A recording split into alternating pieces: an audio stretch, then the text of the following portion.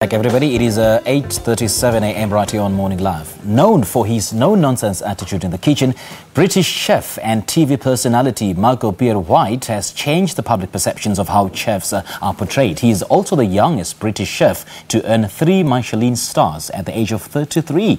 Morning Live caught up with him last year when he was in the country for the Good Food and Wine show in Johannesburg. Let's take a look.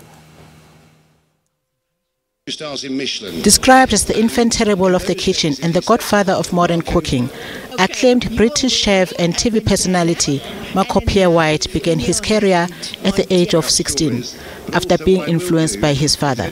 The truth is, I never wanted to be a chef, but I came from humble beginnings. And in those days, when you came from humble beginnings, you tended to follow your father's footsteps. Had my father been a miner, I'd have gone down the mines. Had he worked on the land, I'd have worked on the lands. Had he worked in the mills and the factories, that's where I would have gone.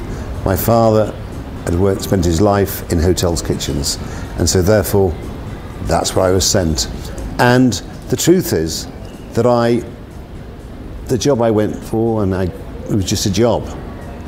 I had no real passion for it, but I did my job to the best of my abilities. And one day I found a little book. It said the Economic Guide to Hotels and Restaurants in Great Britain.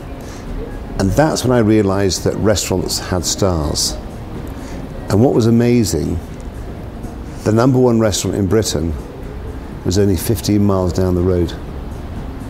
And so I walked back into the kitchen that night and I said to myself, if I'm going to be a chef, maybe I should work in the best restaurant in Britain. He holds the record for being the youngest chef to earn 3 Michelin stars at the age of 33, which he used as a stepping stone to staying true to himself and developing his love for food. Because I'm a great believer, if you have a dream, then you have a duty and a responsibility to yourself to make it come true. No one can make your dreams come true, only you. And so that, for me, was the realization of my dream as a young boy. When I reflect back now, those 3 stars in Michelin, they have no value. But the importance of them, that they were stepping stones to where I wanted to go in life. And that's what's important about making dreams come true. With several published books to his name, his seminal 1990 cookbook Whitehead has been re-released in a special 25th anniversary edition. He credits nature as his inspiration to creating simple yet delicious dishes. Mother Nature, she is the true artist. And if you have great respect for Mother Nature, then do very little, just cook it. It's like you get a beautiful chicken, you put it in the oven, it's delicious. You don't have to have great technical ability to be a great cook. All you have to understand is that Mother Nature is the true artist. And secondly, the more you do to food, the more you take away from food. So allow her to be herself. And as I've got older, my food has become simpler and simpler and simpler. And at the same time, even though it's less technical, it's more intelligent. The only chef to have made Gordon Ramsay cry, White is known for bringing the fear of Marco to junior chefs and is the toughest cook in the kitchen. I'm there to do a job. I'm never there to make friends. So when you're a chef, you don't step into the kitchen to make friends.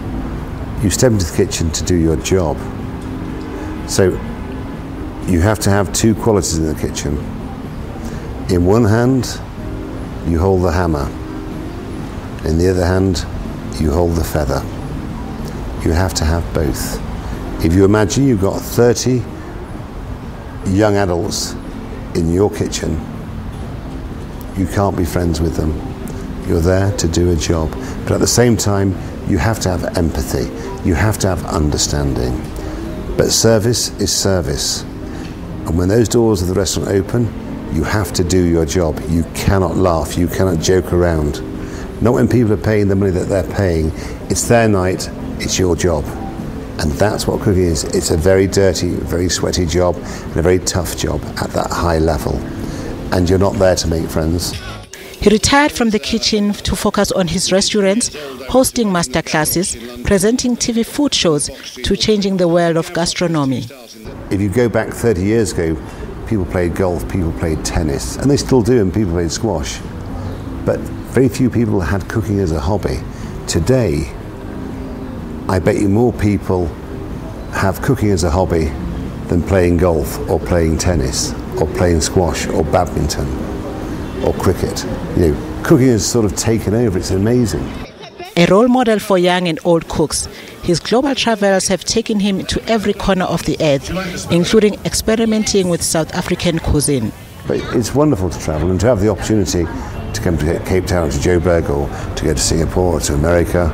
You know, like the other day I was in south of France. You know, my work takes me to every corner of the earth, which is fantastic. And so, in many ways, I'm happier outside of the kitchen than when I was in the kitchen. Because when you think in the kitchen, I was there for 6-7 days a week, over 100 hours every week. So my world was very small. I was quite blinkered, because everything I did went on the plate. Today, I travel the world, and I see the world, and I see different cuisines. I meet different people, and it's amazing.